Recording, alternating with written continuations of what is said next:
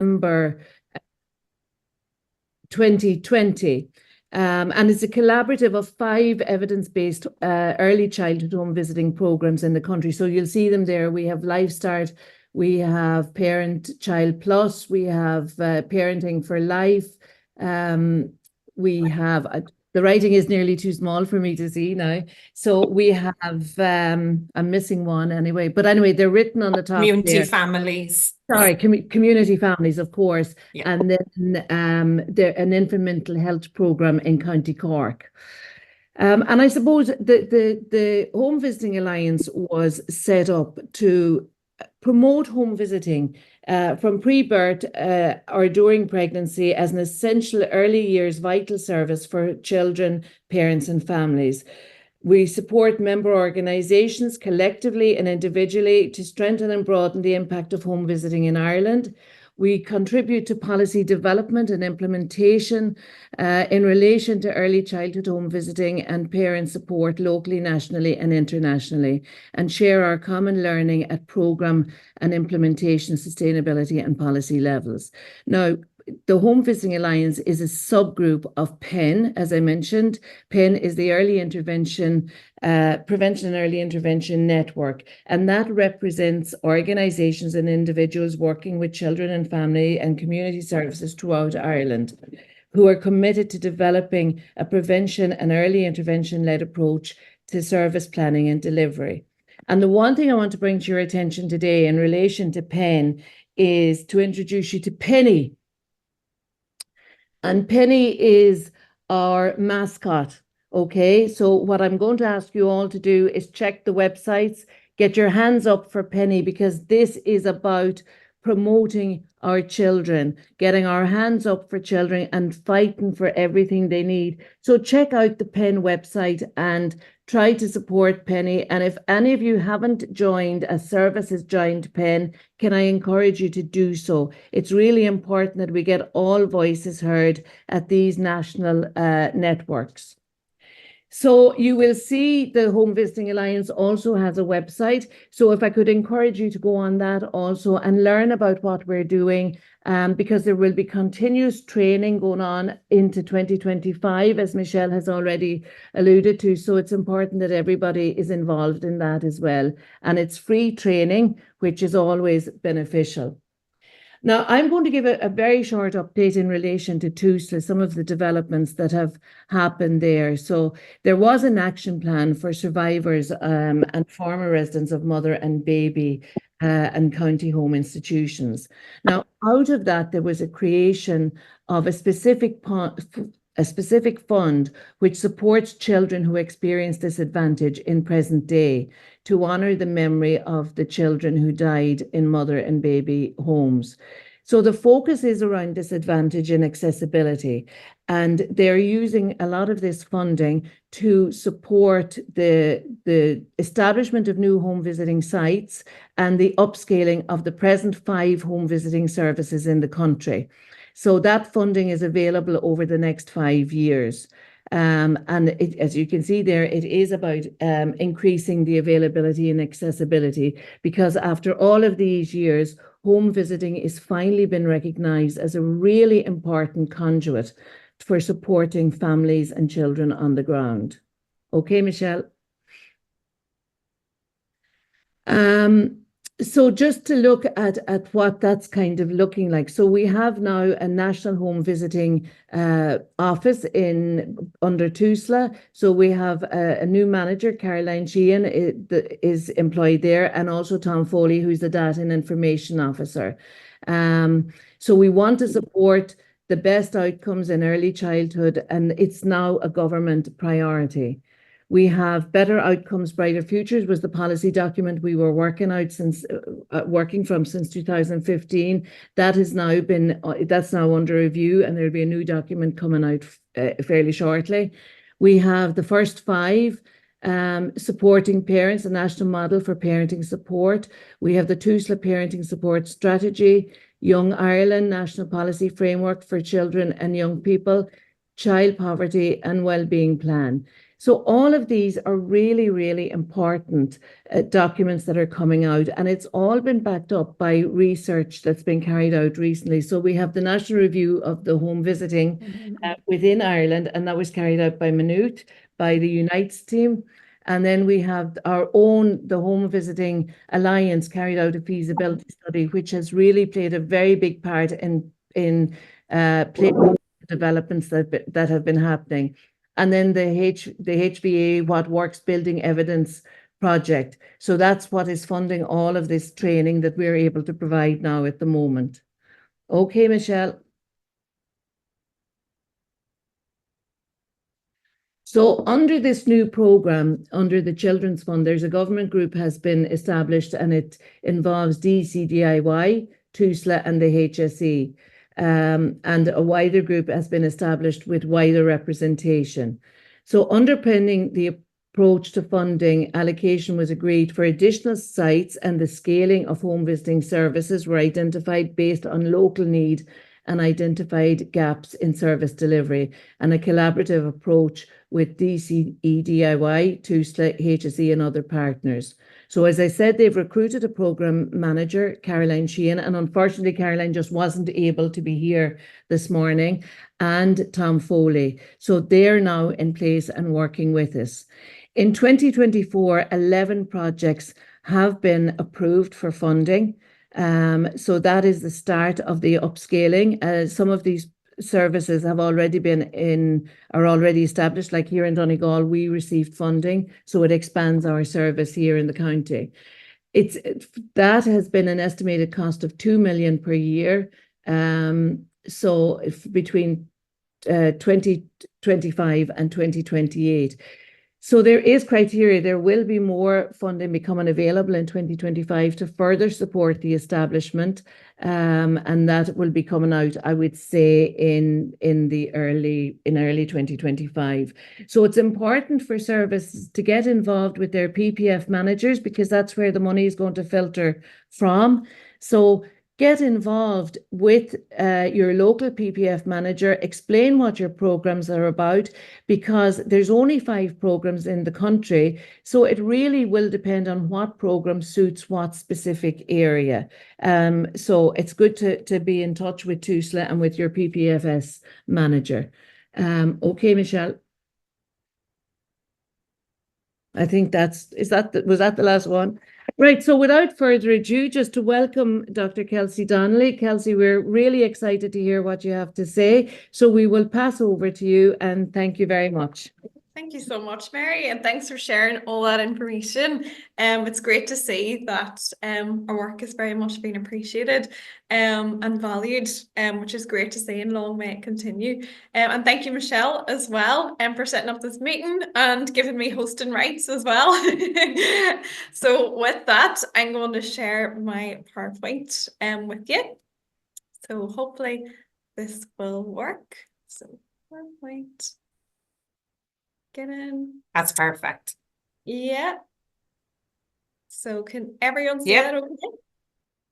Brilliant. Great.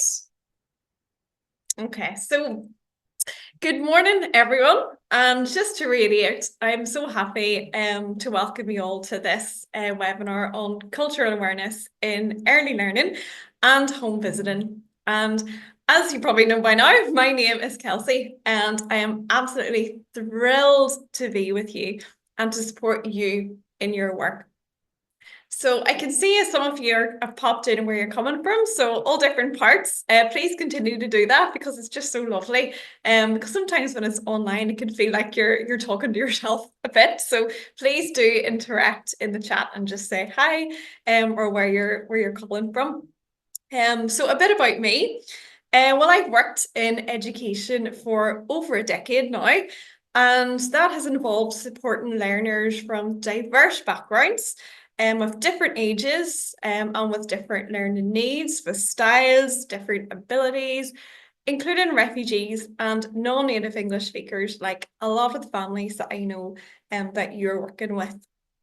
So I'm also a teaching fellow of the UK Higher Education Academy, and I have a PhD in English, which explored grief narratives. So these were stories about loss and displacement experienced by underrepresented and marginalized people. So that included the narratives of refugees and migrants. So as a volunteer, as a visitor, as a tutor, as an educator, and just simply as me, as Kelsey, and just like you, my utmost passion and commitment are centered on really creating and promoting inclusive, safe, supportive learning environments and just empowering communities through education. And I think that's a goal that we all share here today. So with that in mind, I have designed this session specifically for you. So I want to hear from you. And so I'll share a little QR code if you have a phone with a link to a little space where you can pop in any follow-up questions and feedback at the end, but also throughout the session, I'll invite you to participate in some anonymous polls and little activities. And please know, just to preface, that all your thoughts, your contributions are very much welcome. They're valued, they're appreciated, and please know that this is a non-judgmental, it's a supportive learning space, and we're all learning from each other at the end of the day, and we're united in our common goal to just do our best to help learners flourish and thrive in their homes. So I know it can be quite daunting sometimes, but do rest assured there's no right or wrong answers. The polls are anonymous, and if you do want to pop something in the chat, please do, by all means. Very much welcome to do so. So on that note, I also want to begin with an expression of gratitude to you, because your work supporting refugees really is invaluable, and families of different homes, everyone that you work with. So a massive thank you to you, because you're inspiring, you're admirable, you're a testimony to the fact that even if we may feel surrounded by apathy, together we could make a difference to the lives of many. So that's just one visit, one word, perhaps one gesture, and one family member at a time. So well done. So today we'll focus on how cultural awareness can help us engage even more effectively with the families that we support. So I suppose in a way, why cultural awareness? Why is it important? Why did you thankfully all show up here today? Well, because each family brings their unique cultural traditions, their values, their perspectives to their children's upbringing. So by understanding and respecting their cultures, we can create a really inclusive environment that fosters mutual trust, cooperation, and successful learning outcomes for children. And as home visitors, it's really critical, as you know, to approach every family with a really open mind and just a willingness to learn about their specific needs and their cultural practices. And that's why you're here today. So hopefully you'll find this helpful. Okay. So with that in mind, what are our goals? Well, first, I hope that you'll gain an understanding of what cultural awareness means in the context of early learning and home visits. And then identify and explore our own cultural biases and their potential effects on our interactions with families. And I hope you'll come away feeling that you have a toolbox of some practical strategies for building culturally inclusive relationships with the families that we serve. And also feel a greater sense of community, knowing that we're all together, we're all working together on this, we're all here to support each other. You've probably already got a lot of strategies in place that you use and use really effectively. So please do feel free to share them as well, and know that, you're doing a really good job, and there's always support to help you along the way. So how are we going to achieve those goals? So here is a little roadmap for this morning. So I'm going to begin with an overview of the key concepts. So including terms that we might hear like culture, culture differences, and cultural categories that researchers have established to help improve our understanding of cultural diversity.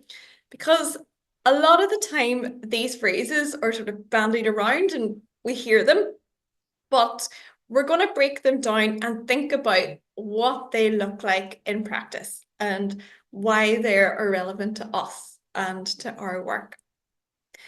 So then we're going to think about recognizing and addressing some cultural biases.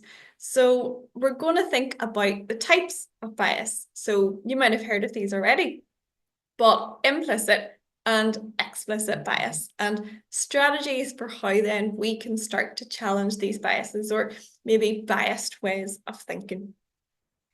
And this will then be really key to building trust and those inclusive relationships that we're working towards. And that'll be the next part of the webinar. And I'll also discuss really effective communication strategies in that segment as well, because I know that maybe a lot of the families that you're supporting, English is not their first language, which can be quite difficult then whenever you're difficult, but also daunting whenever you're supporting. So we'll then follow up with some practical strategies for cultural awareness. And this will also include tools for learning about the cultures of the families that you work with. And then finally, we'll wrap up with some activities for how you might engage different types of families in learning. So for example, how you might adapt some approaches to different cultural contexts, how you can celebrate diversity through storytelling, through play and different learning activities. And ultimately then, how then we can start to create those really inclusive learning environments at home where everyone then can thrive. Okay, so hopefully it sounds like a plan. But first, I want to kick off with you because you're on the ground, you're in the homes, it's your experience that I want to help enrich as well as the family. So I want to hear from you. So if you have a phone beside you, you can just scan the QR code that's on the screen. If you don't and you have your laptop open, hopefully you do, while you're tuning in, you can also go to slido.com, just search that, and it'll ask you for a code, and you just enter the wee code there that's on the screen. But the question is, what do you find challenging about supporting families from different cultures? And the poll is anonymous, so don't be afraid to just be honest. Again, there's no one here to judge. I just simply want to know your thoughts, and it's going to generate a word cloud. So I'm going to keep an eye on my other screen to see what comes in. And what I'll do after is I'll send the word cloud. I'll make a little picture. I'll collect the information and I'll send it to you as well, just so that you know you can see it. There's different general consensus of what the challenges are, and just again, just to learn a bit more. So feel free to just pop your answers into the poll, and I will keep an eye to see what comes in.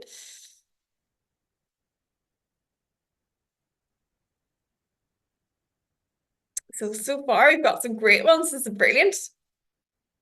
So language is coming up. It's coming up in a big cloud. Yeah, language barriers. Yeah, knowledge, absolutely. Yeah, bias, great. I have a section on that too. So it's great you're already tuning into that and conscious of it. Okay, we've got lack of knowledge about their cultures. Yeah, absolutely. Because that's so, you're not expected to have an encyclopedic knowledge. So I've got some tips on how you can get to know a bit more, but in ways that are, they're not interrogatory, but they're, through activities, and through, conversation and dialogue. So I've got some strategies for that too. What else have we got? Perceptions. Absolutely. Because, and I'll talk about this later, but, a lot of the time our perceptions are influenced just by unconscious assimilation of information. So absolutely. Yeah, that's key. We've got language barriers again. Yeah. Parenting differences. Okay, very good. Very good. Yeah, can be really challenging in how you navigate those. And just as well, different parenting styles across different cultures, so that we're attuned to maybe different ways of doing things. Absolutely. These are great. Keep them coming. Family practices, yeah, absolutely. And the differences, 100%. And feel free to add to that too, if you want to expand and just say, what you've noticed in terms of differences or what you've experienced, and feel free, just keep these coming. There's so many good ones coming, and I can see loads of people still typing.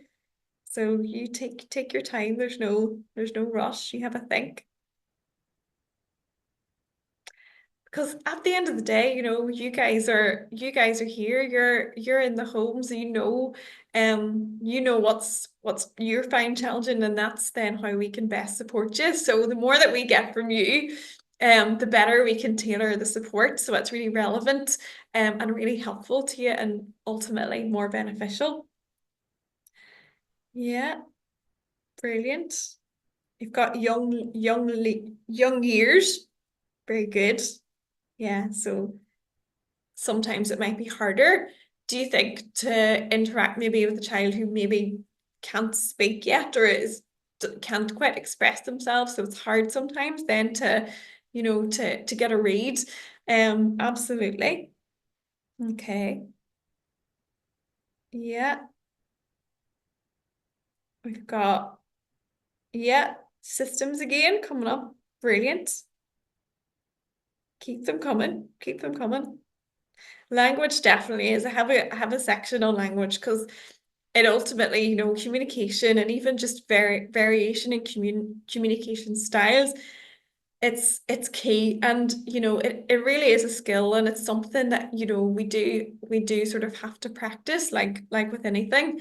And it's also something that we're not really taught, so it can really be tempting or just automatic to just sort of go along and assume that our normal, or like our typical way of communicating, everyone's kind of going to understand. Or if we take into consideration that English isn't the native language of many families, again, it might cause you to feel a bit more anxious or a bit fearful or hesitant.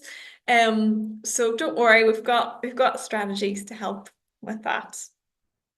Part of my work, I used to teach English as a language to refugees and migrants in Belfast. So it was really enlightening. It was really helpful, and a very humbling experience. So some of you might do the same as well. But yeah, no, very makes you very conscious of the privilege as well of not having language barriers too. Yeah, language coming in again, absolutely. Yeah.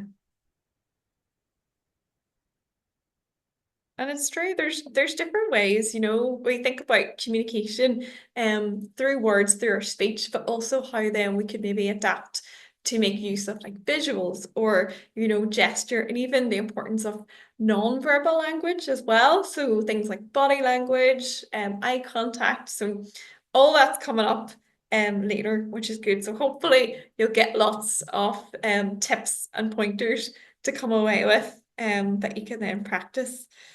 So any more that anyone wants to add? We've got so many. We have over 50 already, so it's brilliant. Honestly, it's great. Such good ideas, such good feedback as well. And it probably in a way, I hope, helps to affirm that, if you do find something challenging, that you're not the only one. So, there's so many, and you'll see when I create the word cloud for you, so many of you are in the same boat here. You're all feeling these challenges. So know that, you're not in any way struggling on your own. It's really common. This seems to be the general consensus coming through. So, really take confidence in that sense of solidarity that, everyone is just trying to learn together, and trying to overcome some of the challenges that you're all experiencing.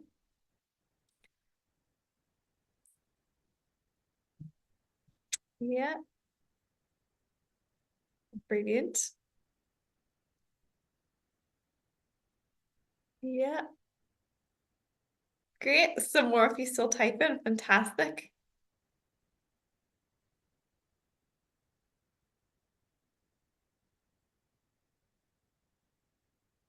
Yeah, keep them coming. And what I'm going to do is as well, so all these polls, they're going to be live. So if you want to add to them, like later, say you find something, or even throughout this webinar, if you want to come back to that we link, you can add. So I'll still be keeping it open. So if anything pops into your head over the course, you're more than welcome to add to it, because again, the more information we have, the better. So then we can tailor our support to help you navigate some of those challenges. Great. So if you're still typing, fabulous. This is so good.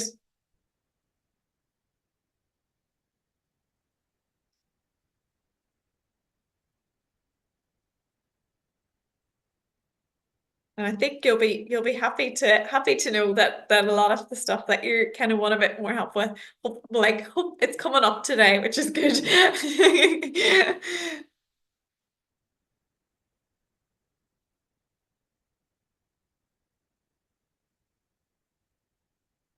Great. Yeah, we've got a few more if you're thinking. This is great. Thank you so much, everyone. It really is lovely just to have that interaction with you. Because like I said, sometimes when you're presenting, you can see you're looking at your screen. So it's lovely to know that so many of you are there and you're engaged and you're just giving such good feedback. It's really, really, really helpful. Okay, understanding cultural beliefs. Yeah. Absolutely. That's another one that's just popped in. Absolutely. And even understanding, like we said, we hear these terms like cultural beliefs. Like, what exactly is that? And how do we find that out without being intrusive, but also without stereotyping?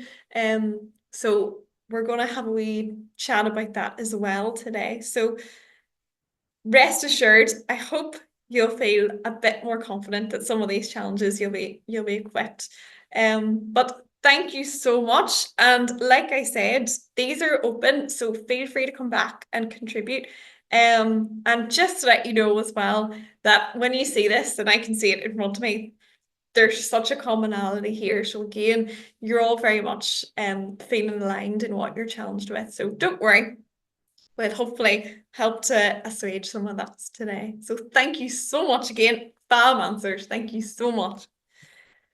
So before we dive into some of those topics and into the specifics and practice of cultural awareness in supporting families, especially the refugees families and the families that are migrants that we work with, it's really essential that we define a few key concepts that will guide today's discussion. So first and foremost, cultural awareness. Probably have some idea of what this is.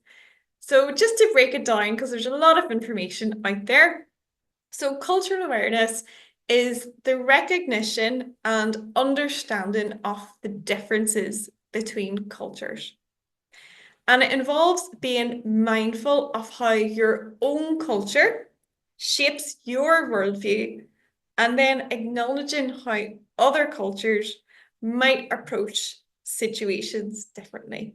Okay, so you might already have had an idea like that in your head or something along those lines, but it's good just to sort of break it down a bit further as to what this actually means, so then we can start then to practice it. So then we have a scholar, so he's a researcher called William Hoyle, and he asserted that there are 4 distinct levels of cultural awareness. So number 1 is unconscious incompetence. And this is where you're completely unaware of cultural differences. And so you don't know that you could be making some maybe cultural mistakes or misinterpretations. The second one is conscious incompetence. And that's where you realize that there are differences, but you don't really understand yet what they are, and therefore worry about potential problems that might arise.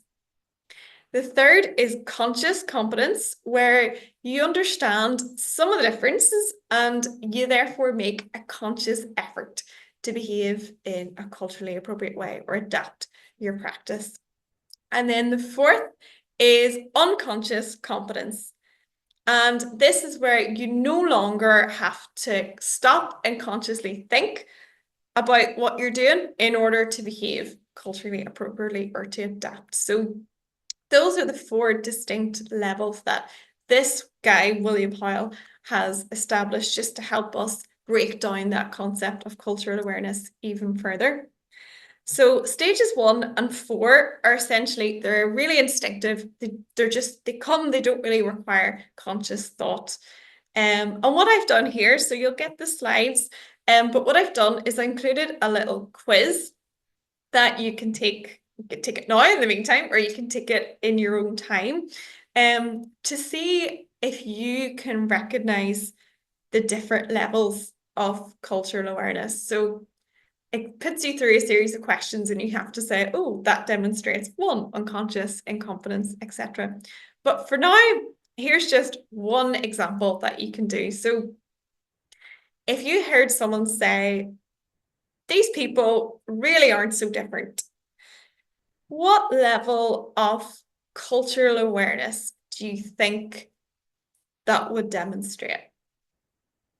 So if you just want to even just pop something into the chat. So either 1, 2, 3, 4, whatever you think it might be.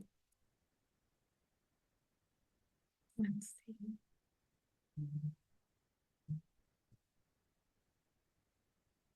Oh, don't think I can see the chat without popping out of my presentation, but Michelle, do we have any numbers coming through? 1, 2, 3, or 4, which is coming up as most popular? Yeah, we've loads, and actually a few different ones, which is what I was thinking, because that's a grey statement, really, isn't it? So a lot of 1s and 2s, some 3s, some 4s, so it's a mixture. Brilliant. Yeah. That's great. That is great. It's great because that's the thing. It shows us then like the ambiguity, or sometimes we think it would be really obvious what cultural awareness looks like. But actually, when we think about it in different terms, or we hear statements like this, we think, oh, what is that? Is that appropriate? Does it show awareness? Does it not? So absolutely.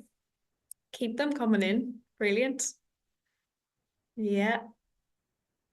And there are times too, when some phrases, or you'll hear things that, they can be a bit of both, they can be borderline, because as we know, not everything can be so, neatly categorized. And it's to give you an idea of, there are different levels, and to sort of figure out whereabouts you are on your journey, I suppose. Okay, brilliant. So many coming in. And like I said, there's no sort of expectations, no right or wrong. Don't be feeling like you have to hit the nail on the head with this one. It's all just part of the learning. It really is.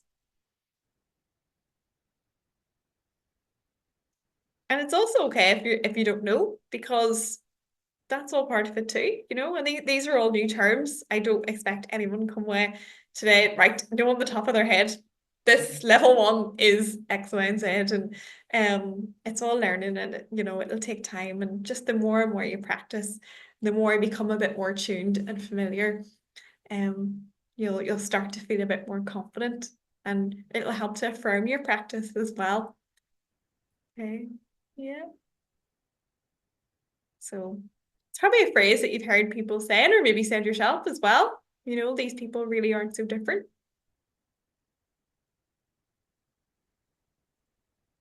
Yeah.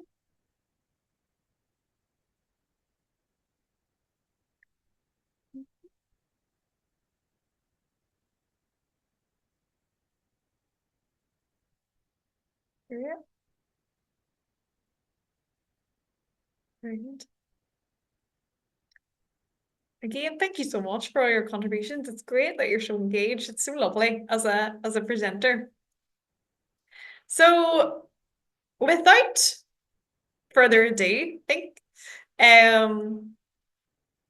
I'll reveal the answer and explain. So the answer here in this case would be level 1. So well done to anyone who thought level 1. And I'll not ask you to explain why you might have thought that.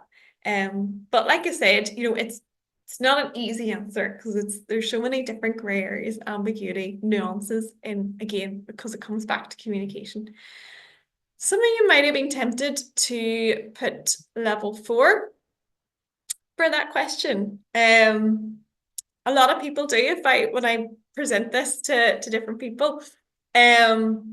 Because the difference would be though between level 1 and level 4. So someone in level 4, so that's unconscious competence, they may understand people from a different culture really, really well, and they might interact really easily with them. But the difference is that they know quite well that the people are different. You know, they know the nuances of the difference in culture and language, like parenting styles, like you said earlier in the poll. You know, those difference in terms of maybe faith or practices.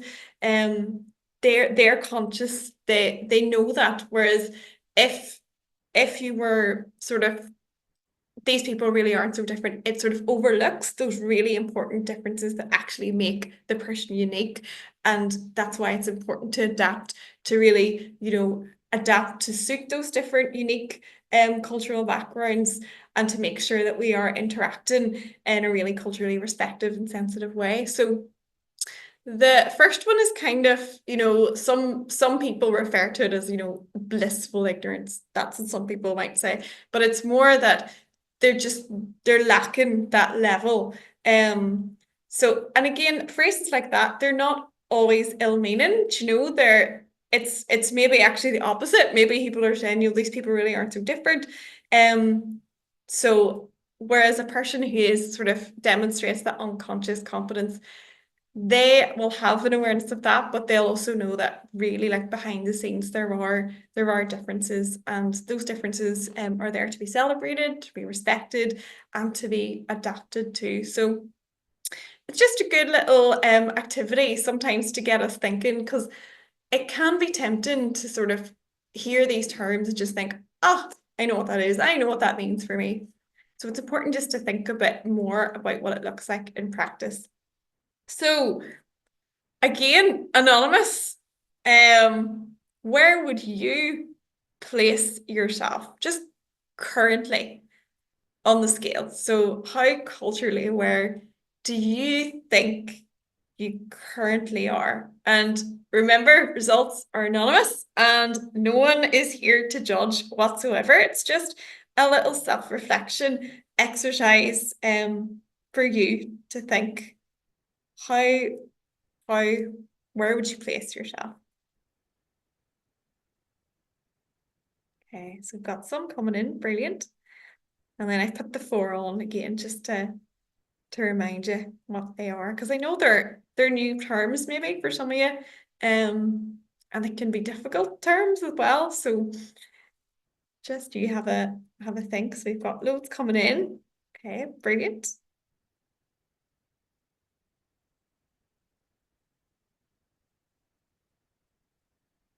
Yeah, great. And if you want, I can flip back as well, just to the different terms.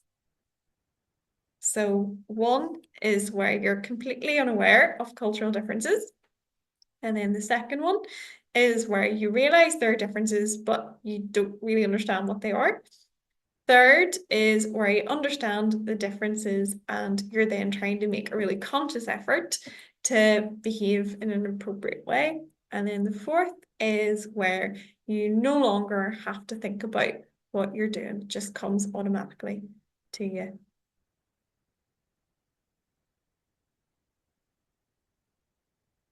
Okay, so we've got a winner so far by quite a bit, but do keep them coming.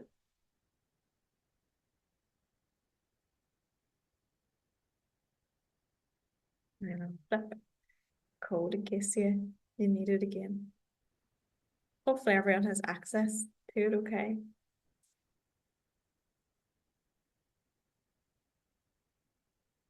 Yeah. So far, by 67%, you voted for 3. Okay, so conscious confidence, which is good. Brilliant. Okay, I've got some more.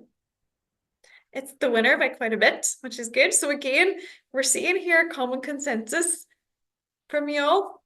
Brilliant.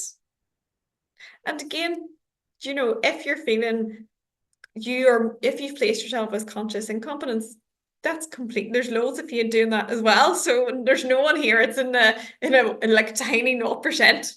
You're very much you're in a very similar sort of mindset. So again, just to emphasize, you're not in any way alone. There's a really good consensus and sense of solidarity, and everyone's kind of in the same wavelength, which is great. Fab. Great. Brilliant. Yeah, keep them coming. So far the average score is, oh, we've just moved it up to 3, so brilliant. It was coming up as 2.9 on the cultural awareness scale.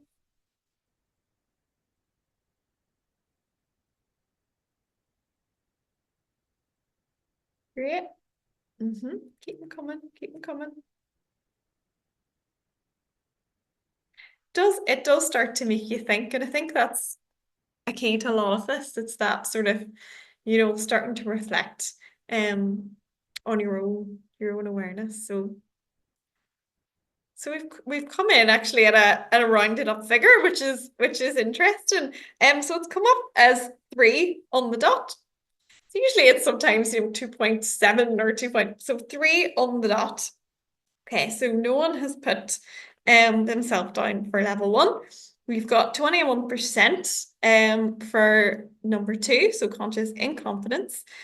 And then we have 63% for conscious competence, and then 12% for unconscious confidence. So like I said, a lot of us are on the same journey here. So that's really, really good. And shows are really, it seems that you're all very much, you're either feeling a bit more confident or you're making a really conscious effort. And that's what's key here. And that's, I kind of expected that because that's why you're here today. You came to learn more and to develop your own learning. So absolutely. And it's all evolving. It's all about just building that knowledge base. And that's what you're here to do. And thank you for answering really honestly as well. So like I said, keep coming, keep contributing. We've now got up 66% to 3. So well done, well done. We're gonna just hopefully become even more culturally aware.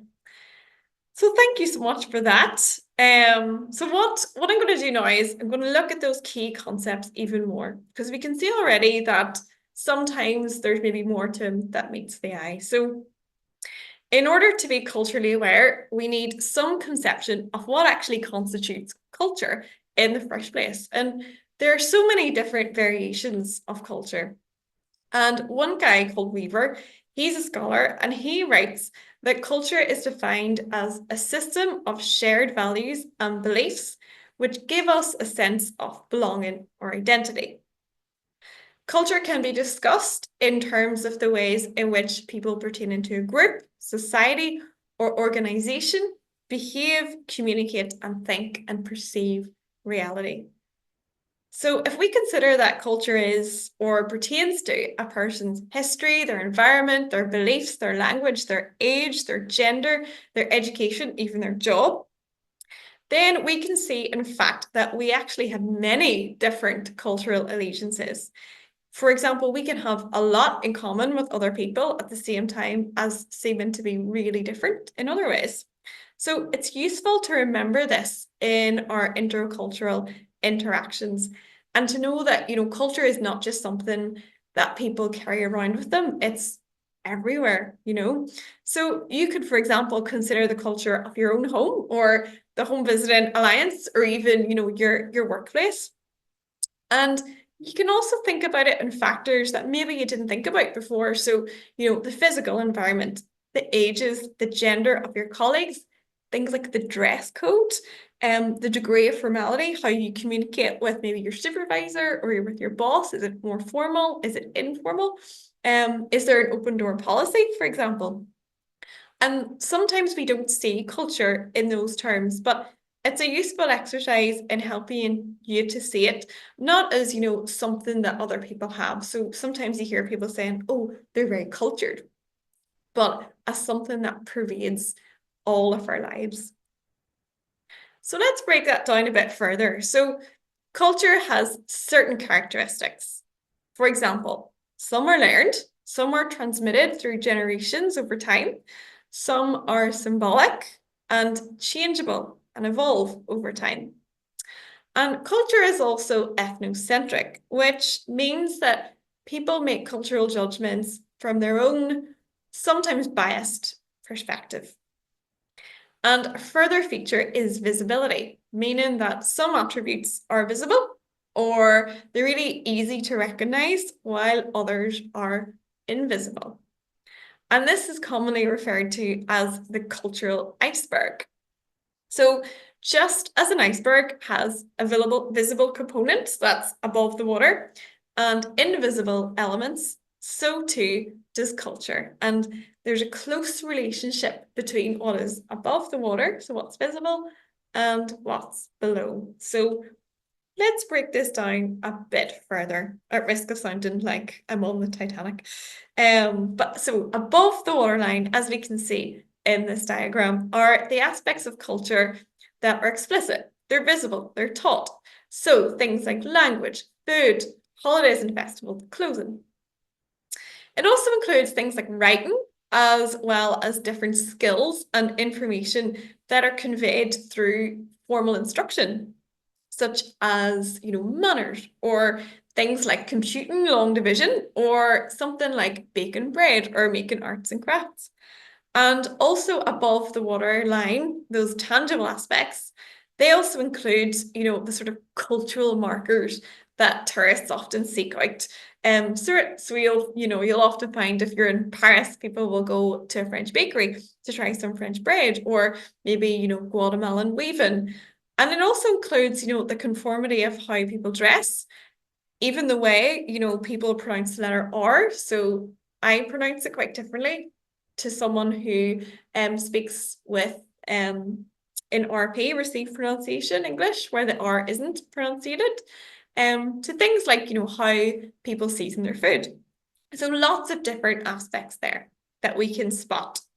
But below the line, then we have the hidden culture. So these are the habits, the assumptions, the understandings, the values, the judgments that we know, but we do not or maybe cannot articulate.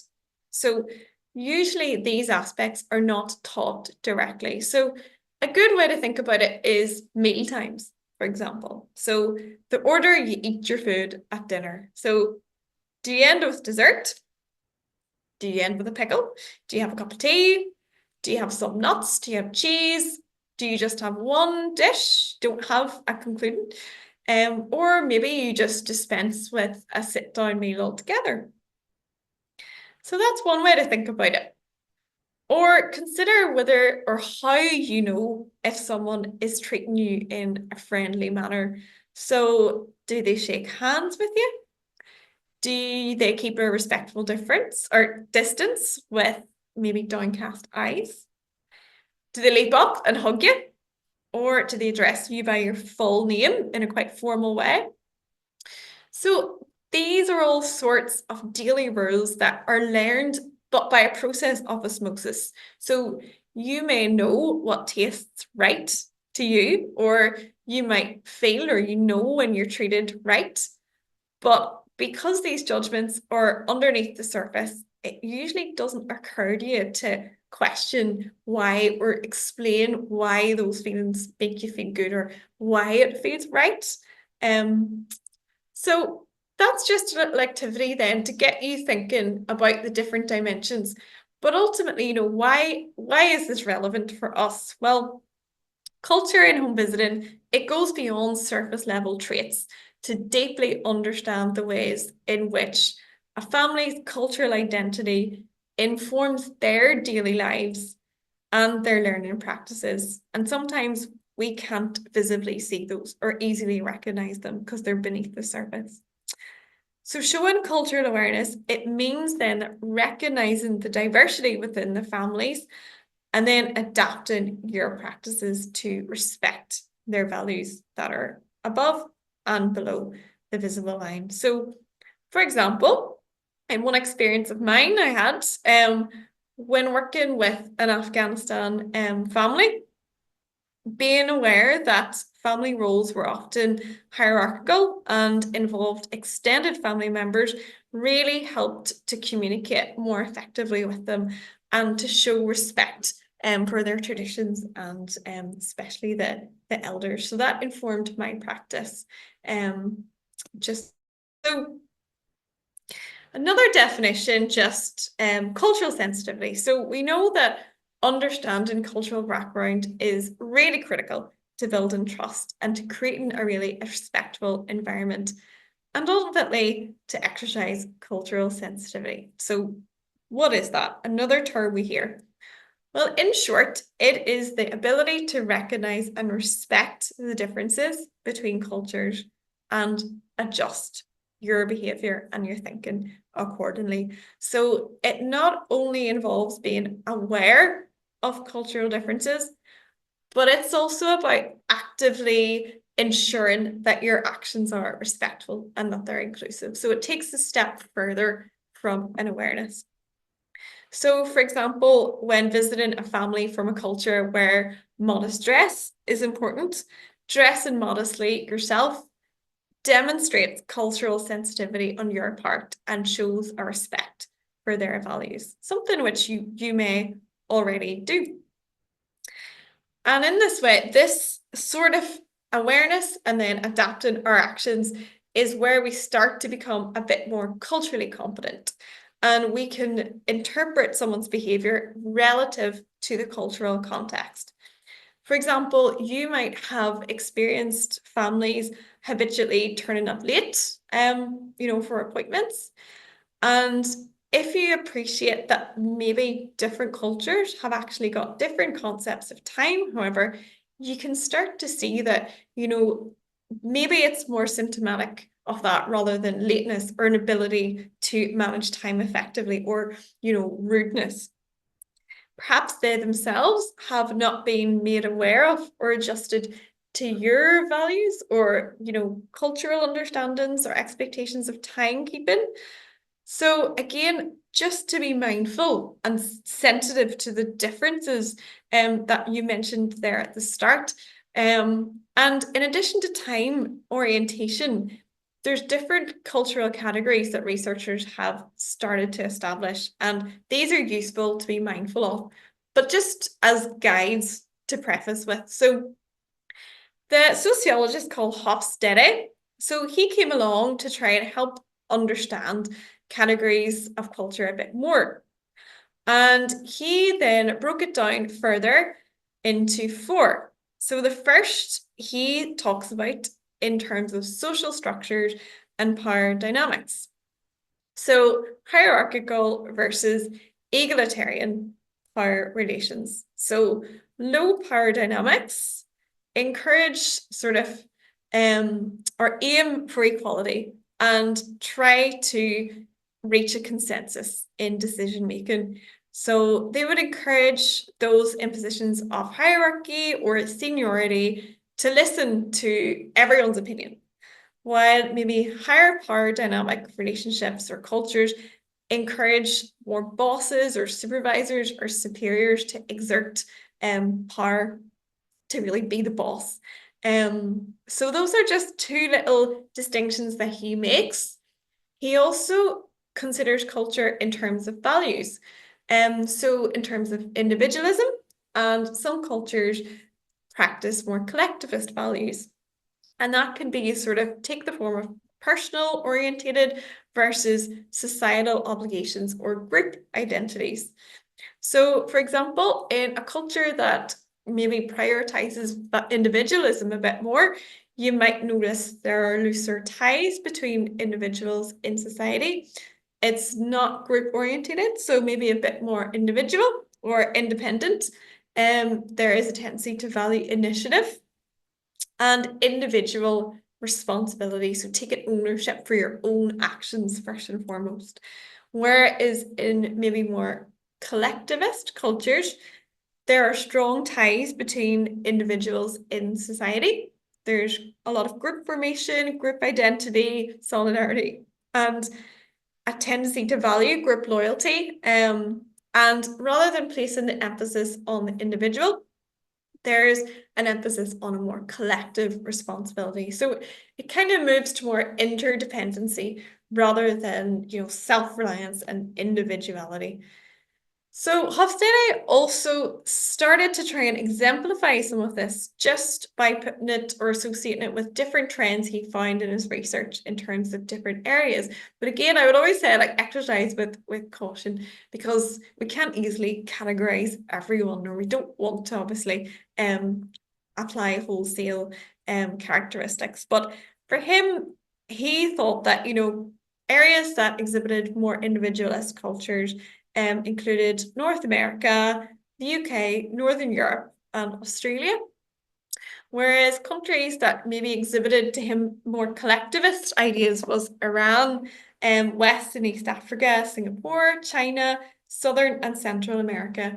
But obviously, these do evolve over time, and we can see there are obviously going to be interchangeable, there's going to be merges, but it's just to give you a little idea of the little patterns that he tended to notice in his research. He also understood culture in terms of attitudes towards gender, and some of you might have also picked up on this too, where some have more clearly defined roles, whereas others might have some overlaps in terms of gender roles, especially in the home. He also identified tolerance of uncertainty versus a preference for certainty as cultural markers. And this can be exemplified by different attitudes to risk. So risk avoiders. So eschew risk, don't like ambiguity, prefer to know for certain.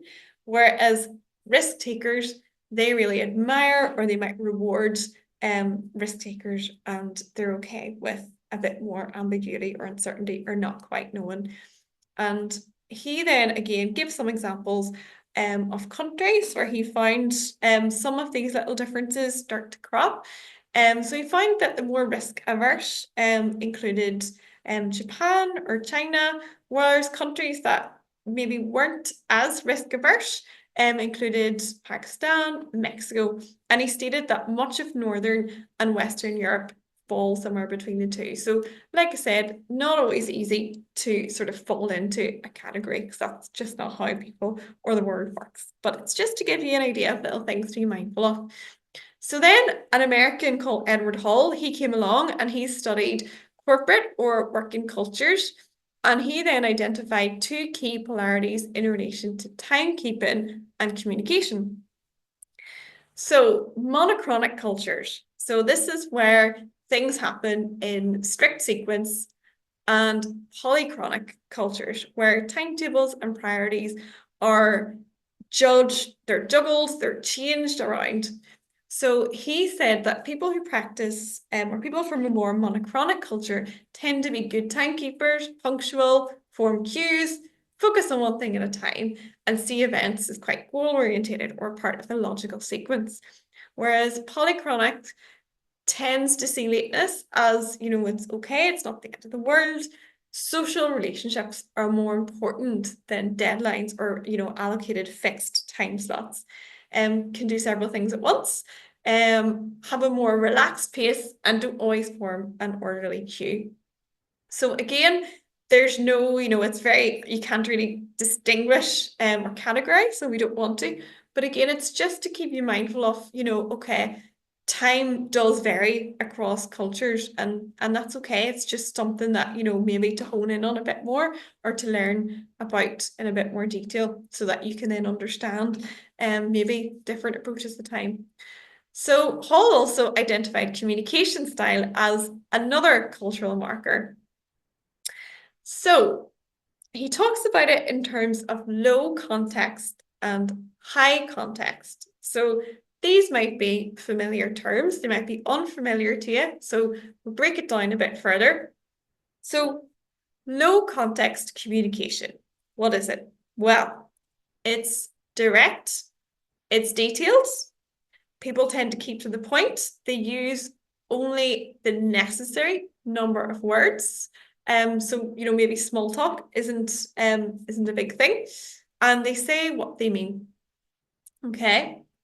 Whereas in a higher context communication style preference, speakers tend to talk around the point a bit more to avoid offense or to try not to lose face.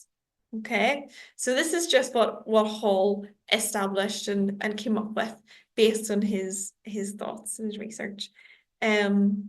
So it's an interesting one because I think there's so much variation across. You know, I think it's very hard, you know, for instance, you can be very much a bit of both depending on different situations and different contexts. So it is always really important to take this sort of with you know, don't take it as wholesale truth or universally applicable. But it's to make you mindful of this when we are interacting. So that, you know, some people might just really keep to the point, some people might get offended if they're met with speech or an expression that, you know, might seem abrupt or rude, but actually it's not coming from a place of offense. So it's again just to sort of open your mind to different possibilities that could be going on behind the scenes here.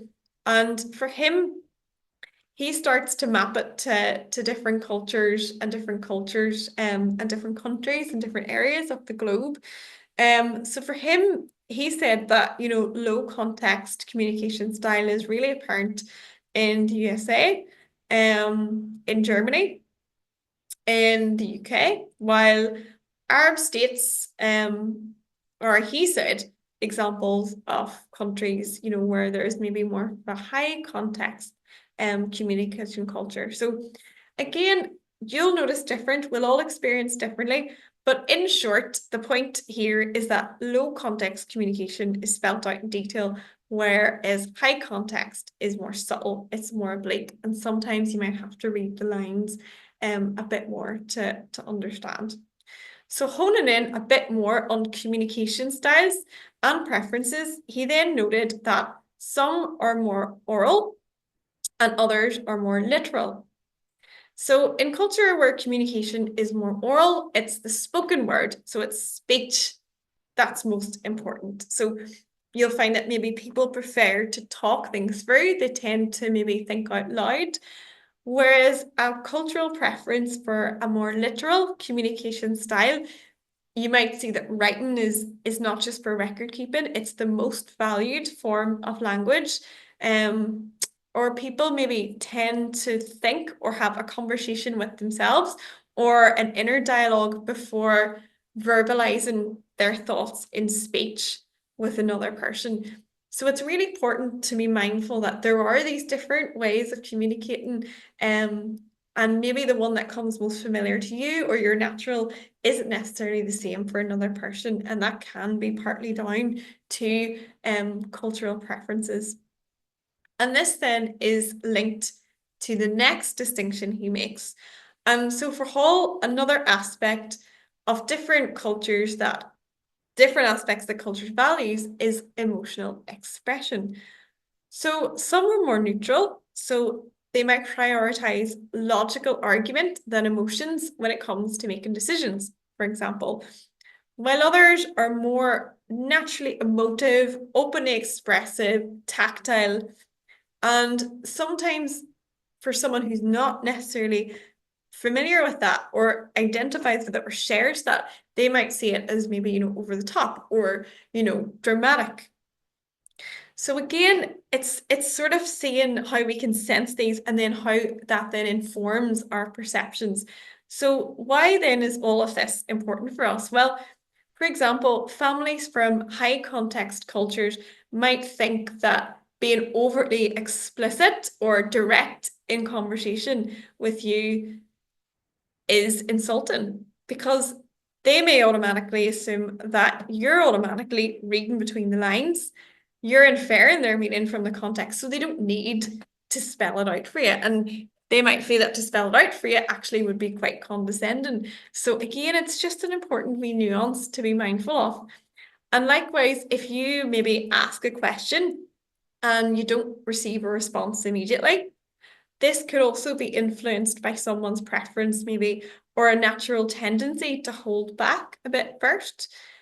It also doesn't necessarily mean that they don't understand you or that they're ignoring you or don't know the answer to what you're saying. It could again just be culturally influenced. So we'll come back to adapting communication styles in a bit more detail later. But at this point, again, just to note that these researchers' categorizations and their examples, they're just guides, they're markers, they're cultural characteristics to be mindful of. So, for example, to help understand that, blunt, direct expression that you might interpret, or even, something that's quite neutral in terms of emotion, it's not necessarily intended to offend, or it's a reflection of annoyance or maybe dislike or aggression. Because we know that human beings are complex, we're messy, we don't sit in nicely defined categories. I know that I don't. Some behaviors and attitudes may be cultural specific, others may simply just be personal. So that's why I've added in these three questions here to help you reflect and think about your own values, your own communication style, your language use, your timekeeping, and how these compare with other people's. Because before we can be culturally aware, we need to be highly self-aware to avoid then making or falling into those stereotypes. So on that note, let's talk a bit more about assumptions and bias, which you mentioned earlier in a bit more detail. So we know that culture and individuals are complex. And ignoring this complexity, maybe, inadvertently, unconsciously, can lead to stereotyping or an us versus them attitude to people from other cultures. So what are cultural biases? Well, these are the assumptions and judgments we make about others based on their culture. And these biases can either be implicit, where we are aware of them, or they can be explicit, where we consciously recognize them. So unconscious bias then, it refers to the attitudes or stereotypes that affect our understanding, our actions, our decisions in an unconscious manner. So these types of bias are often ingrained in us from societal influences and our past experiences, and they then can influence our perception. So someone mentioned that earlier, keyword perception, and how we treat others, often without us realizing it and without meaning or without any malice. So I'm sure you all have, a lots of different examples that spring to mind. And I think, on a daily basis, we can really see bias and cultural assumptions about refugees and migrants in action. We might see them in others, we might see them in ourselves upon reflection, and we might see them in media representations or, political discourses. And we know that, common ones include cultural incompatibility. So the belief or the vision of refugees and migrants as being unable or willing to integrate into our society. And that involves, learning the language, adapting to cultural norms, but in reality, we know that many are actively seeking to integrate, but often language barriers, systemic discrimination, bias systems can slow that process down. Another cultural bias to recognise is overgeneralization. So where refugees or migrants are treated as a monolithic group and their diverse, unique backgrounds, their skills, the reasons for migration are often ignored. Another one to be mindful of involves dependency and victimhood. So sometimes refugees, for instance, are portrayed as, helpless victims that are dependent on charity or being saved. And while, that's not always ill-meaning in any way, it runs the risk of undermining their agency and their resilience and also the persistence in the face of adversity and their active pursuit of opportunities to, really rebuild their lives. And that's really important because part of our role is to empower and to build self-esteem. And so why is this all important then? Well, because bias can significantly impact how we interact with families. So again, let's consider an example. So say we have a visitor that assumes that all refugees from Africa are less likely to be involved in their child's education because of what they perceive to be socioeconomic challenges. So this is one that I came across in visiting. So what would the potential impact of that be? So if someone felt or assumed that, the families are less likely to be involved due to perceived socioeconomic challenges. So of course there are many, and feel free again to just pop in the chat. I can't see that, but feel free to. The bias then that this visitor they had, but not, not without any deliberate, wrongdoing or ill intention. The bias, though, there was an impact in the sense that there was then a tendency to approach the families in with lower expectations, okay, which in turn then could have prevented the families from fully engaging in the learning process, both in the home and in the wider school system, which then in turn had the potential to then isolate and to impede development, and then also to limit families' goals and expectations of themselves and also their future. So again, we can just see how maybe a simple assumption could actually create unintentional barriers with long-term impact. So another example that I came across in my practice was that Somalian food generally doesn't require utensils, and the right hand is often used as the means to serve from a dish, and fingers are used to scoop. So this is what I learned from a family. So if someone isn't necessarily aware of that practice or interprets others solely through their own worldview, or they don't do that themselves, they might interpret scooping or eating with hands as maybe a sign of impoverishment or impropriety. So again, it's important to pause before jumping to conclusions and making value judgments about others on the assumption that what you hold to be right, to be proper, to be acceptable, or to be true is the general consensus, or it's the standardized approach to how things are done. So sometimes it's about taking off our glasses and just trying to see the world through a different lens. So on that note, privilege. So again, another term that we hear about quite a lot. So what is privilege? So privilege refers to the unearned advantages that some individuals have based on characteristics such as race, as gender, as socioeconomic status, or nationality. And privilege affects how we experience the world, often without realizing it.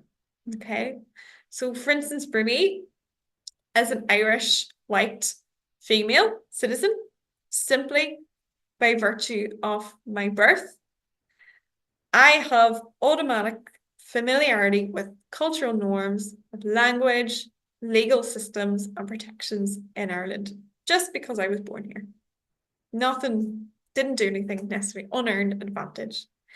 Where as refugees, for instance, will face a lot of legal uncertainty, as you know, surrounding their status, their personhood, and they'll have limited rights, and they'll likely experience social and language barriers that I don't have to because I'm privileged.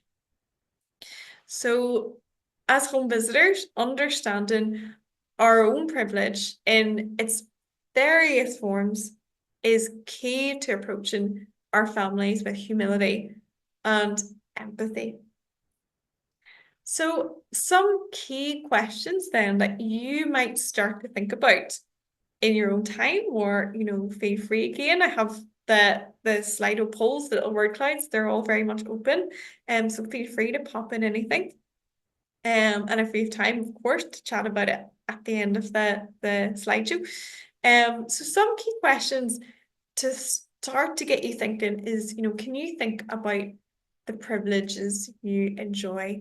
You know, we all have them. And sometimes, you know, when it feels the world is crashing around upon us, we can feel like we don't have any unearned advantages.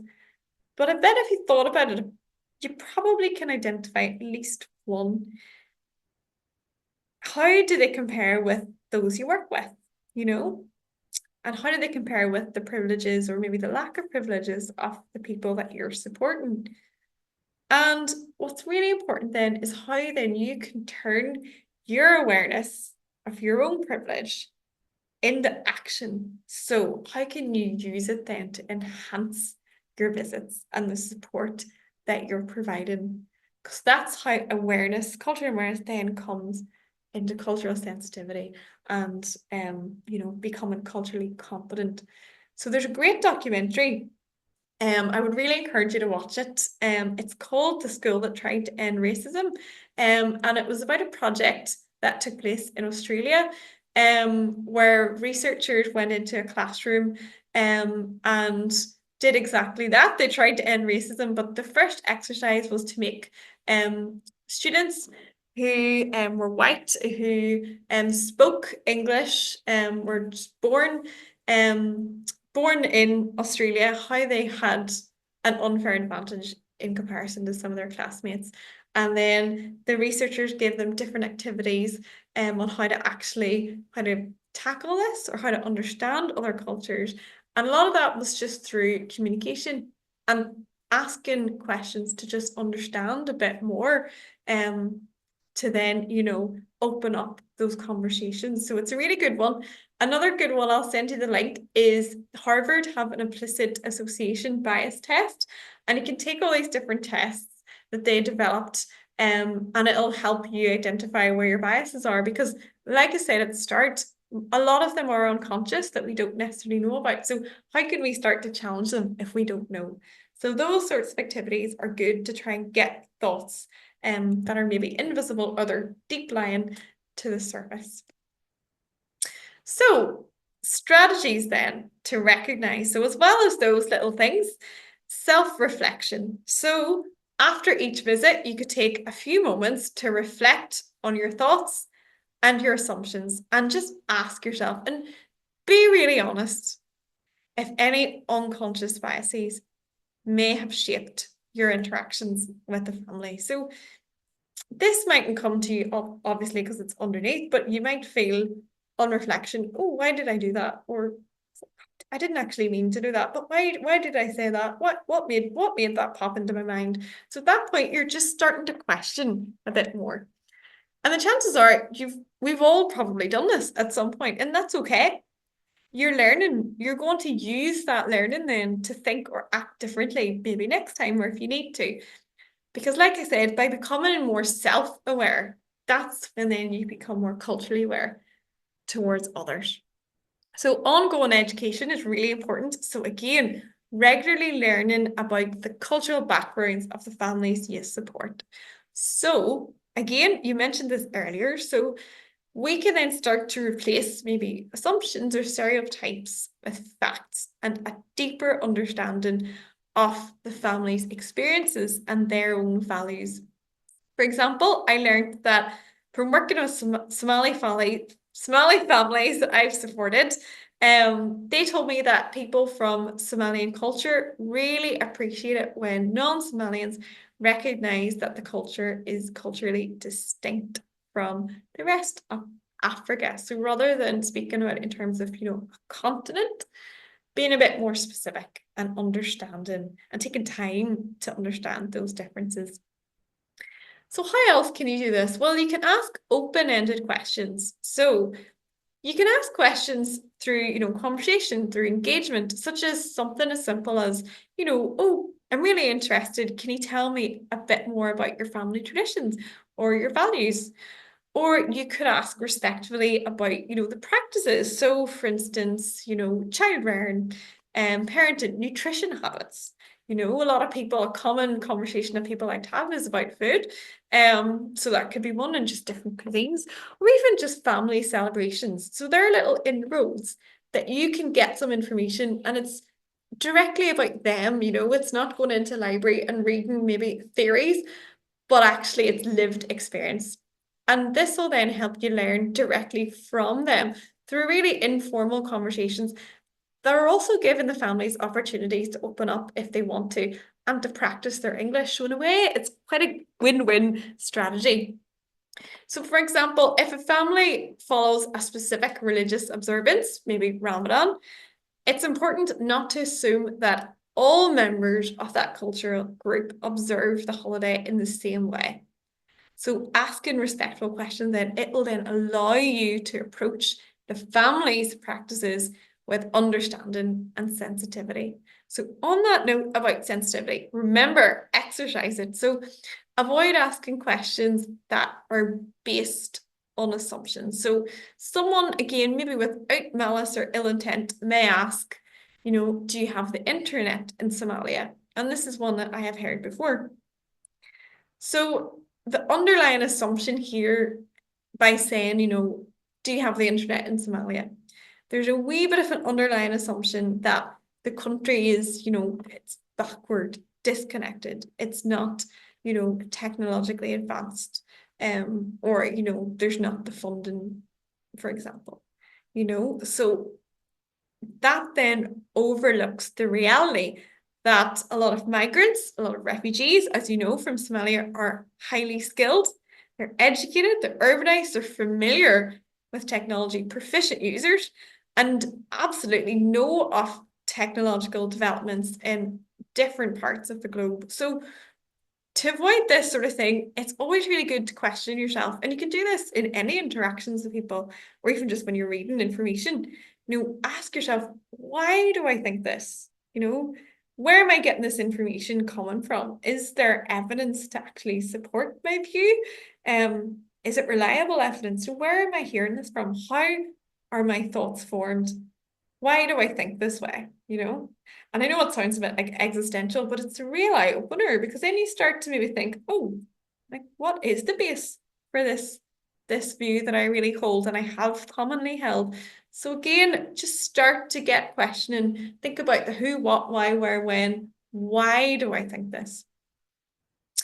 So I'm going to give you an opportunity to practice later. So it's a little task. So I want you to reflect on a time when you think that bias impacted an interaction during a home visit. So this may have been your own bias. It could have been someone else's.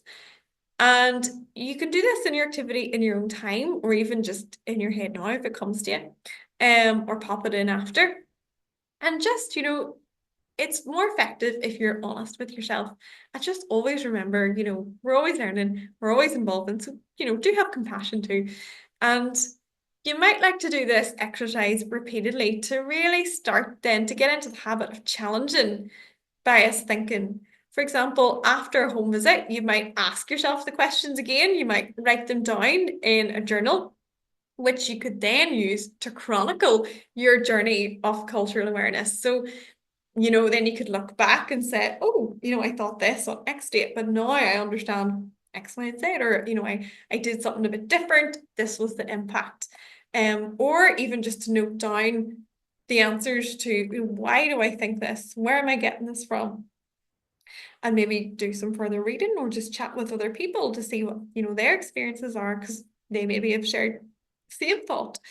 So again, it's about opening the dialogue with yourself to open that dialogue with other people.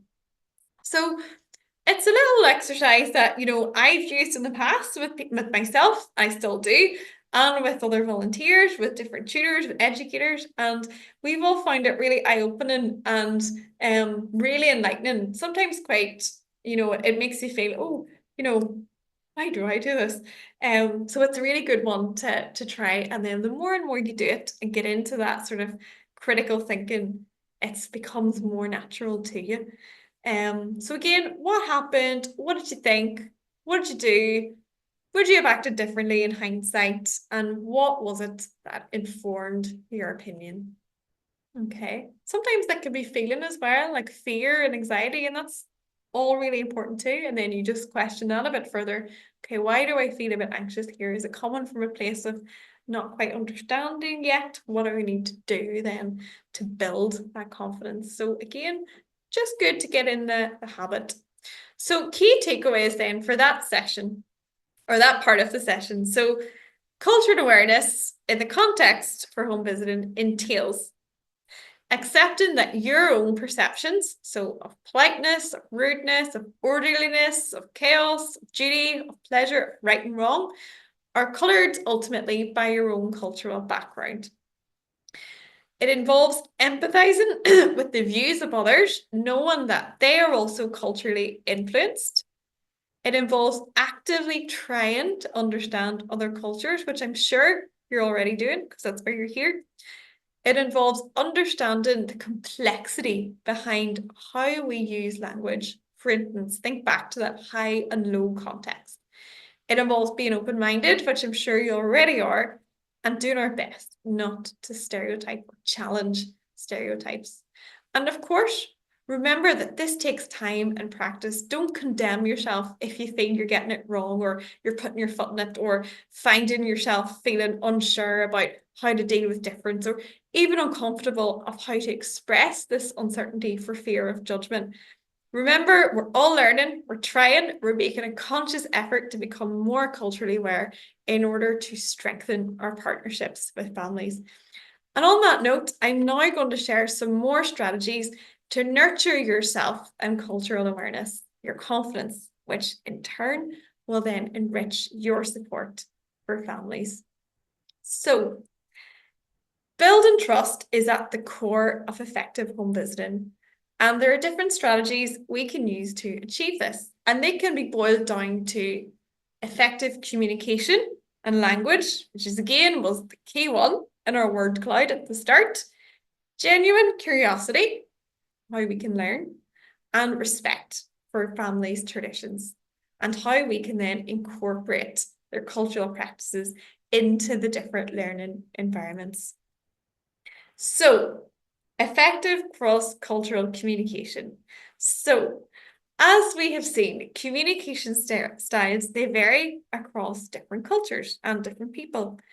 So some people might be more accustomed to open, direct communication, while others may favour indirect or more nuanced, subtle forms of expression, reading between the lines. And as visitors, we need to be mindful of those differences. So before delving into strategies, I want to just take a little quick moment for you to reflect. So how do you communicate with families from refugee backgrounds or migrants who speak languages other than English? And what challenges have you experienced? So feel free to just pop your answers through that wee QR code there, and I'll keep a wee eye out for you. And again, just ones that spring to mind, challenges that you faced, or maybe how you've adapted. or styles that you currently use. Okay, oh, brilliant. You've got some great ones already. Google Translate, yeah. Have a wee part on that too. Yeah, apps, brilliant. Mix of verbal, fantastic. Pictures, visuals, yeah. Great. Oh, you've got loads coming in. Fab. Yeah, pictures, yeah. Google Translate, brilliant. Yeah, some use direct interest in using body language. Absolutely. Absolutely. Gesticulation, really good. Yeah, absolutely. It's great. You're thinking about all the difference. You're thinking beyond language. Fab. Shorter sentences. Yeah, exactly. You know, using plain English, not rambling. Absolutely. Reining it in sometimes. Yeah, being really precise, specific. These are great. Smile. Absolutely. Smiling makes such a big difference, you know, just puts people at ease. You know, it's contagious, I think. And just, you know, that sort of enthusiasm. And it's just automatically, I think you become more approachable, which is key here to sort of breaking any barriers or ice. Shorter sentences, stopping to check if they understand. Brilliant. Absolutely. Think that's fab. Talking slow. Yeah. Yeah. Brilliant. Translating, yeah, into their language actions. Brilliant. Language apps. Perfect. Yeah. Try not to use complex words. Great. Absolutely. Plain English, 100%. Oh, we've got an app recommendation for, it's called Say Hi. It's a new one. I've never heard of that. Sounds brilliant. Interpreter, interesting. Yeah, yeah. Some previously translated information. Yeah, yeah. So translations that are already out there. Absolutely. Patience and calmness. Yeah, brilliant. Definitely. I think that's really, really, really important. You know, that's, you know, I have a bit more info on that too. But absolutely that patience, because like you said, it's such a challenge. Being friendly, yeah, absolutely, you know, just things that we can easily do, but they make such a massive difference to really help our cultural communication. Yeah, pictures coming in, brilliant. Right dates or time, absolutely, yeah. Short notes, absolutely, to look at after. Perfect, perfect. These are all great. Honestly, you're absolutely flying. Really, really, really good. Really, really good. You know, obviously you're doing an amazing job bringing information in a language the family speaks. Absolutely, you know, having the two, so having the English copy, having a translated copy. Yeah, fantastic. Yeah, absolutely. Understanding they may not understand straight away and be open to questions. Absolutely, you know, because like we said, it's, you know, sometimes just that sort of wee moment or takes a while to maybe digest or absorb the information, as well as the actual, you know, proficiency in language, but also in terms of maybe a preference to just naturally, you know, be a bit more reserved. So absolutely, all key to take into consideration given time. Yeah, 100% given time, because there might be delays, there most likely will be. 100%. I love this one. English is second language for me. I ask their words for hello. Yeah, goodbye and thanks. Absolutely. That's one of my top tips too. Try and learn a bit in their language too, because it's really good. So, you know, then it gives you a chance to sort of, oh, I know how difficult it can be, you know, even just for things like pronunciation. Great. You've got so many coming in. Videos. Yeah, I love that one too. Yeah, highly recommend. I'd recommend videos too.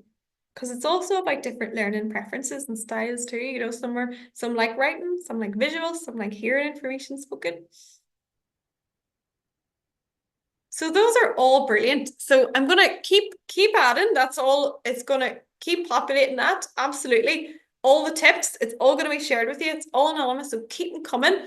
And if we get time, we'll come back. And I'm going to give you a few maybe now as well, just to like supplement that so you have something to come to. And a lot of these you've already mentioned, which is fab. So clear and plain language, perfect. So speak at a manageable pace that meets the family's requirements. And if you're not sure, ask. So it's important that we don't automatically assume that maybe, you know, they want you to speak extra loudly or really slowly. So remember too, to adjust your communication style to suit the needs of different family members. So, for example, you might choose your words differently depending on whether you're actually interacting with a child than if you were interacting with a parent. So try and avoid slang or any colloquialisms or any turns of phrase or idioms, acronyms, and like you said, complex words wherever you can. So you might want to leave phrases such as, sure be grand. You hear that a lot. Or, that old, what's the crack? Maybe just leave them at the door. Warmly greet families every time you visit in appropriate ways. And try to learn and practice the pronunciation of their names. And don't be afraid to ask for help if you find that really difficult. Rather, actively invite the family to say it again for you and ask them to repeat it if you need to, because this will also help to build trust and empowerment because you're asking for their assistance to help you overcome the challenge of learning new and unfamiliar words. So it helps to create a bond there. And in the same vein, encourage families to express themselves and to experiment with English. And like you said, remember, be patient because we all know that correct grammar and pronunciation don't happen overnight or even over a lifetime. And you might find yourself becoming frustrated, or the activities are taking longer than planned, or you're not getting maybe answers to questions. But remember, in the early stages, the most important thing is that the families are feeling comfortable enough to speak with you. And moreover, they're trying to communicate in a language, English, that is more familiar to you. So they're accommodating your communication preference while revealing their own linguistic challenges if they're struggling and they're in broken English. So they're revealing their vulnerability to you, and that really does take courage. It's brave, it's bold. So like you said, patience is really important there. And another one that you touched on, pay attention to non-verbal communication, like gestures, eye contact, tone, posture, and body language, which may have different meanings in different cultures. So for example, some cultures may avoid direct eye contact as a sign of respect. For example, if a child appears uncomfortable maintaining eye contact with you, think about the child's culture. Perhaps it's a sign of respect to avoid eye contact with an adult or with a person of the opposite gender. Be mindful of body language, for example, when supporting Somalian families. So I learned that it is rude to show, point, or expose the soles of feet to another person while sitting. So with that in mind, I didn't sit cross-legged in front or with the sole of my shoe facing out.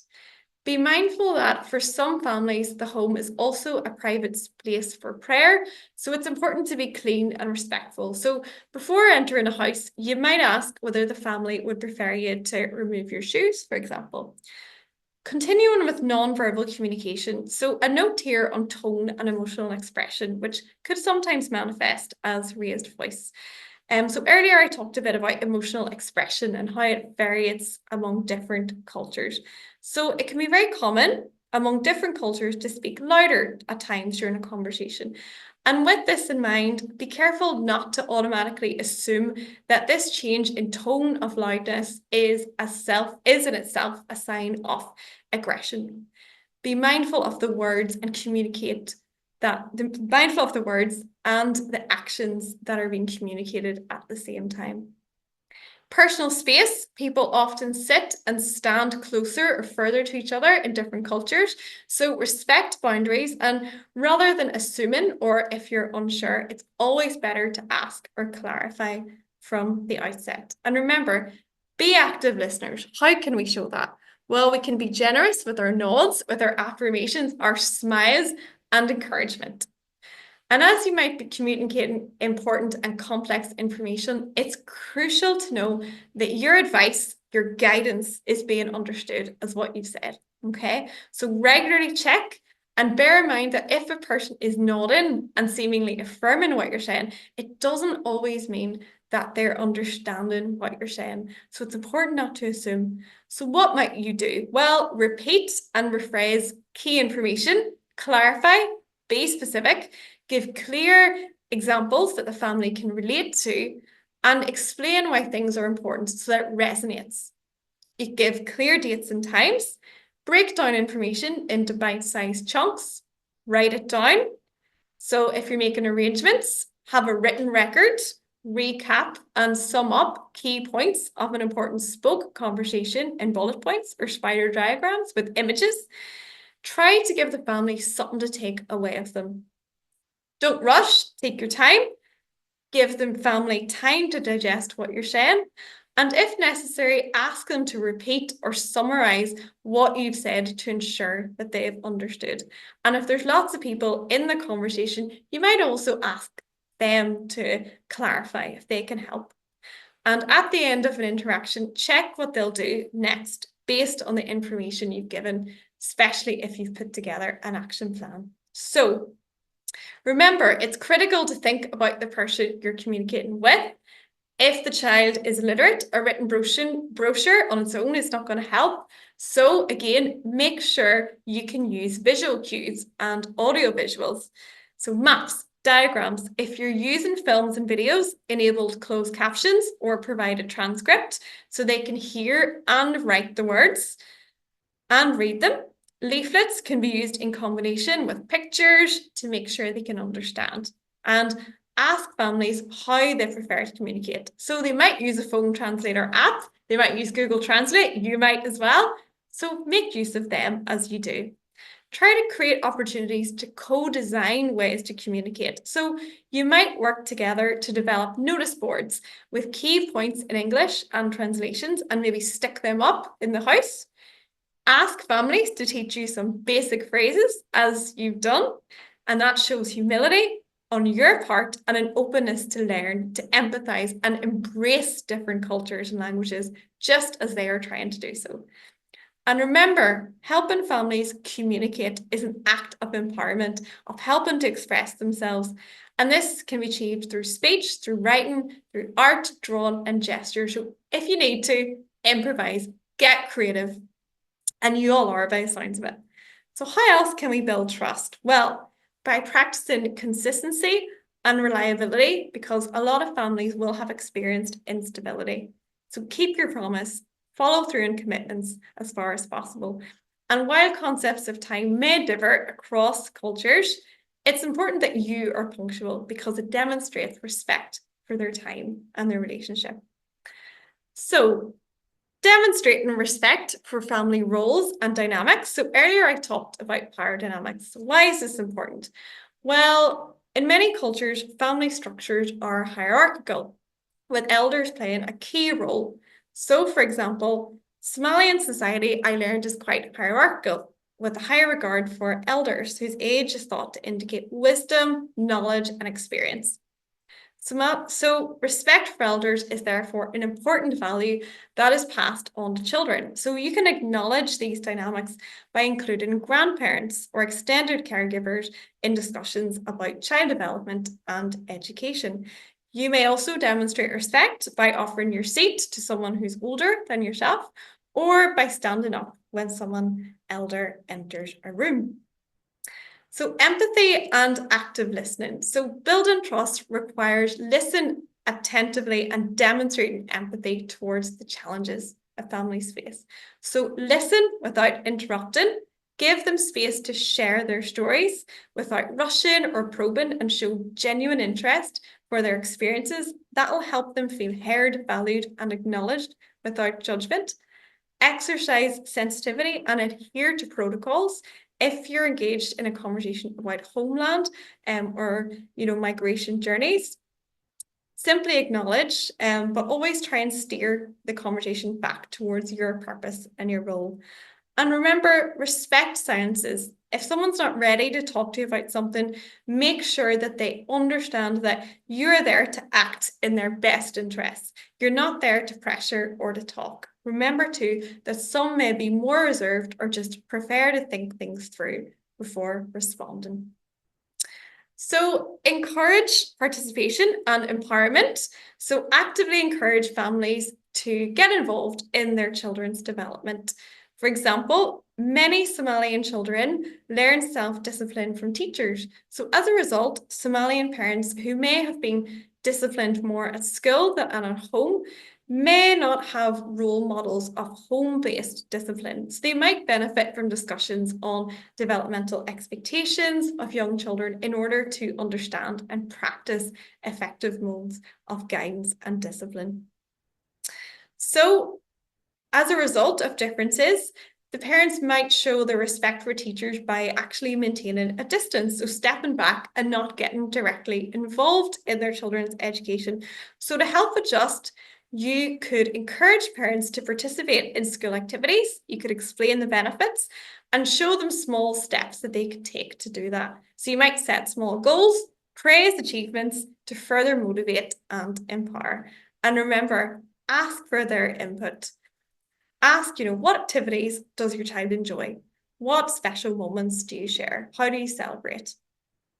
And adapt to individual needs, because every family is unique. So tailor your approach to their specific circumstances. So be flexible and respect their pace, because it does take time. Be patient and ensure confidentiality and privacy. So be transparent about your role and its limits. So there may be times when families misunderstand the limitations of the service you can provide and have unrealistic expectations. So you might find it beneficial to begin by reiterating what can and cannot be expected. So in doing so, try to strike a balance between opportunities and restrictions. And as with any interaction, the more background you get, the better you can equip yourself. So you might maybe prepare some questions, you might come back and follow up with a query and provide some written or visual information. So all of these strategies can help build trust and rapport despite the challenges. So I have a little take-home activity I want you to do. And what I'm going to do is I'm going to follow up this with you. And I also have some strategies on the next slide that you can have a look at in your own time, because I'm conscious of our time here. But know that I really want to get you involved and to get your thoughts. And I've got some tips for you on how you might address situations where potentially you do start to feel that you're not quite sure of how to react if someone does leave the room. So again, think about the cultural context. Avoid taking it personally, and recognize that, if someone does leave the room, it may not be a judgment on you as an individual, but rather a reflection of deeply ingrained cultural practices. So you might think about a family's overall hospitality, the intentions behind a behaviour, which maybe isn't likely to have or intended to have caused offence. Remember, respond with professionalism and respect, stay neutral. And if you find that someone does repeatedly leave the room when you're in, make sure you still remember to build rapport with other family members and remain patient and open to change. And ultimately then come back and consider your role and purpose, okay? So if the person who keeps leaving, if you find it hinders your ability to achieve what your goal is, you could consider clarifying through another family member if you feel comfortable and that's appropriate. You might ask them, maybe at a different stage, through differential language. So your opinion matters. I really want to know what you have to say. Do you have any thoughts on that? Perhaps the person has left the room because they don't feel confident in engaging in the conversation. Maybe they feel their English isn't up to scratch. So it's always really important then just to ask if they need clarity or if you want them to clarify. So you can say, I'm more than happy to reiterate, to rephrase at any point and as much as you need. Okay. So the last then is to seek advice. So talk to your supervisor if you feel that a scenario where someone is repeatedly leaving the room is starting to hinder your work and making you feel uncomfortable. Because remember to protect and respect your own boundaries as well as others. So some more strategies. So learn about the culture of the family.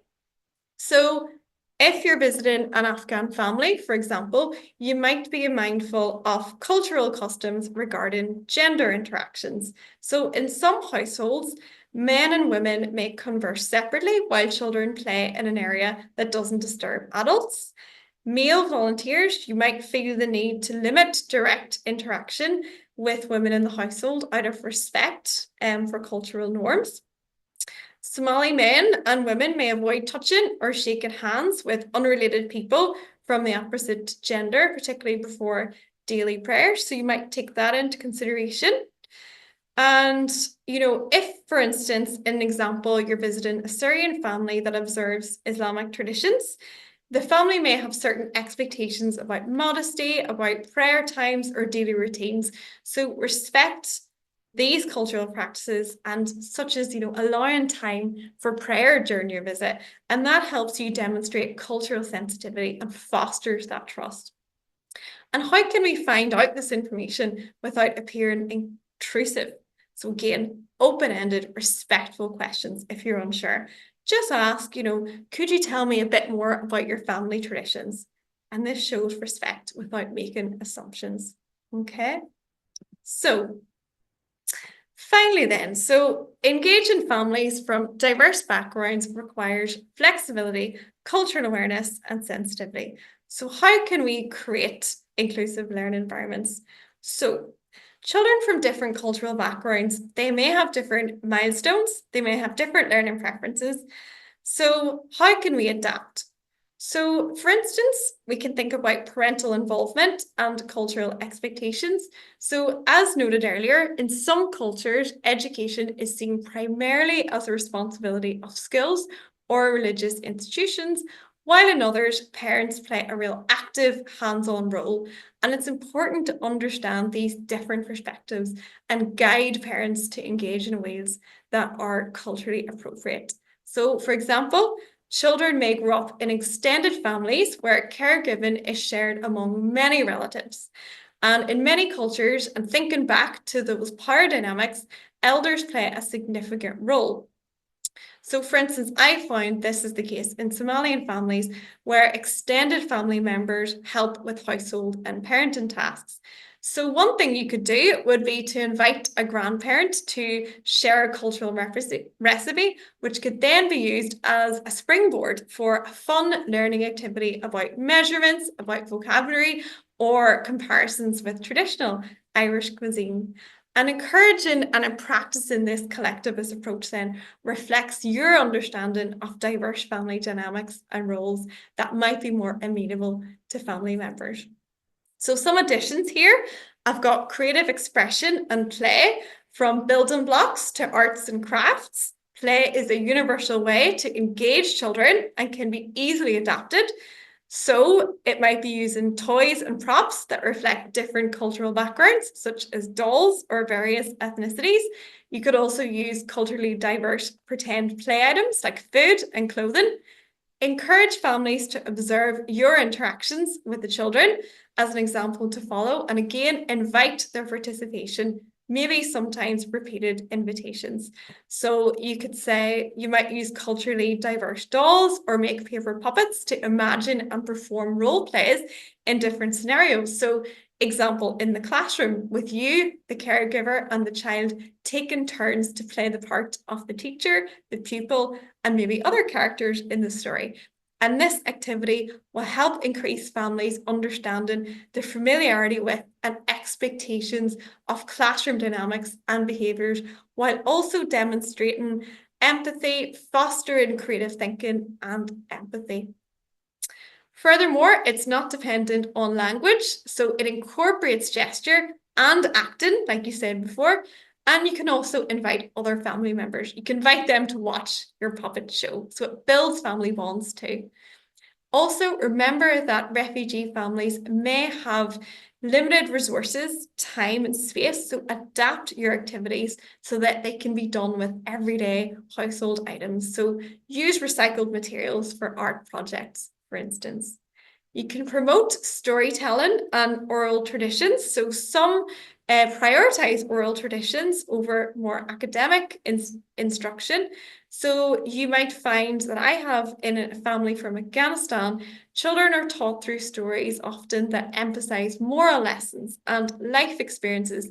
So you could devise similar storytelling activities that help the child to engage deeply, and it helps to build cultural identity, but also pride, belonging, and self-esteem. Because remember that refugee children may feel displaced in a new country, so maintaining a connection to their cultural identity is vital.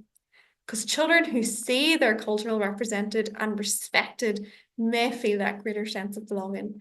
Some ideas then, so encourage parents to tell traditional stories that have been passed down and use these for activities, like reflecting on the stories, asking, oh, what happens next? Because this will also help them to develop their English as well. You can incorporate traditional music, dance, arts, and crafts, and promote cultural sharing within and beyond the home. So you can have little taster sessions with neighbours.